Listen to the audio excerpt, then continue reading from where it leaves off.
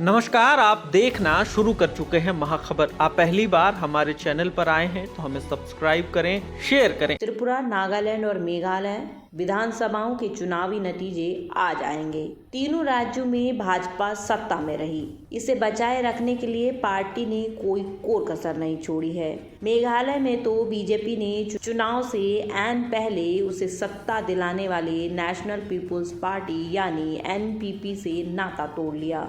Party Meghalaya में सभी 60 सीटों पर चुनाव लड़ी, जबकि 2018 में उसे सिर्फ 2 सीटें मिली थीं। प्रधानमंत्री 2017 के बाद से 47 बार नॉर्थ ईस्ट जा चुके हैं।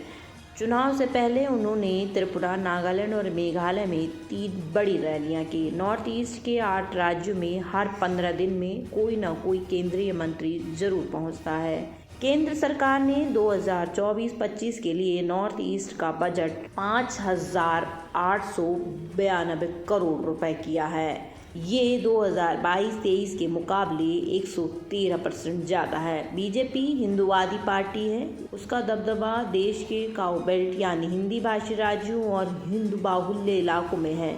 एक ऐसा नैरेटिव है जिसे बीजेपी भीतर खाने तो बरकरार रखना चाहती है, लेकिन खुले तौर पर इसे तोड़ना चाहती है। नॉर्थ ईस्ट के राज्यों में चुनावी कामयाबी बीजेपी के इस मिशन के लिए एकदम फिट बैठती है। यही वजह है कि बीजेपी ने नागालैंड, त्रिपुरा और मेघालय में चुनाव जीतने के लिए जी जान लगा दी है। फरवरी महीने में ही प्रधानमंत्री ने 3 बार इन राज्यों का दौरा किया। गृह मंत्री अमित शाह, भाजपा अध्यक्ष JP नड्डा समेत कई बड़े नेता लगातार यहां जाते रहे हैं। अरुणाचल प्रदेश में 2003 के एक अपवाद को छोड़ दें तो 2016 तक नॉर्थ ईस्ट के किसी राज्य में बीजेपी सत्ता में नहीं रही। 2003 में कुछ महीनों के लिए गेगोंग अपांग बीजेपी में शामिल हो गए थे, तब वे अरुणाचल के CM थे। इससे उलट आज यहाँ के 8 में से 6 राज्यों में बीजेपी सत्ता में है। असम, त्रिपुरा, अरुणाचल और मणिपुर में बीजेपी के मुख्यमंत्री है। नागालैंड और मेघालय में बीजेपी सत्ताधारी गठबंधन में शामिल है। मिजोरम और सिक्किम में तनाव है, लेकिन इन दोनों राज्यों में भी सरकार चला रही हैं।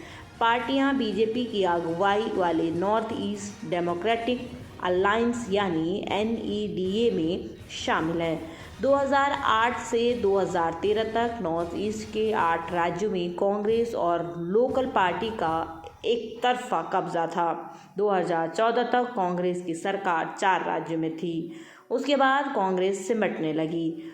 वाम दल की पकड़ भी कमजोर पड़ती नजर आई। 2018 के मेघालय चुनाव में कांग्रेस 60 विधानसभा सीटों में से 21 पर जीती, लेकिन सरकार नहीं बना पाई। 20 सीटों वाली NPP यानी नेशनल पीपुल्स पार्टी ने 2 सीटों वाली बीजेपी, 8 सीटों वाली यूनाइटेड डेमोक्रेटिक पार्टी यानी UDP और 2 सीटों वाली पीपुल्स डेमोक्रेटिक फ्रंट यानी PDF के साथ मिलकर सरकार बना ली थी। इस हेराफेरी में बीजेपी की बड़ी भूमिका थी। आज असम, मणिपुर, अरुणाचल प्रदेश, त्रिपुरा, मेघालय, नागालैंड में बीजेपी सरकार में है। कांग्रेस के पास यहाँ किसी भी राज्य में कोई सत्ता नहीं है।